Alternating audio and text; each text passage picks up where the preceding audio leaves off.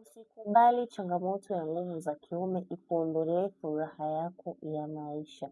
Kuna watu tayari mmeshajikatia tamaa kwamba wewe nguvu zako za kiume haziwezi kurudi tena. Kuna watu ambao mmeshasema mimi sinaga hamu ya kushiriki tena na unaona ni hali ya kawaida kabisa, unaizoea, unachukulia poa. Usikate tamaa mwenyewe.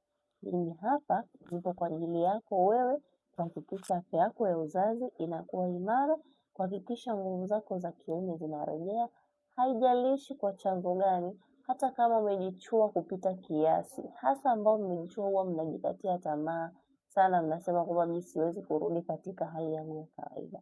Mimi hapa niko kwa ajili hiyo. Ikiwa unapitia changamoto hiyo ya nguvu za kiume, hata kama umeshakata tamaa, ila umeshatumia kipindi cha nyuma madawa mengi, hujapata matokeo ama hujapata utaratibu sahihi, basi chukua namba yangu kwenye profile, nipigie moja kwa moja, nitakusaidia njia nzuri ya kuondokana na hiyo changamoto yako ya nguvu za kiume, na nguvu zako zitarejea, utapata heshima kama baba, utaheshimika vizuri na mwanamke wako atakuheshimu vizuri na atakupenda.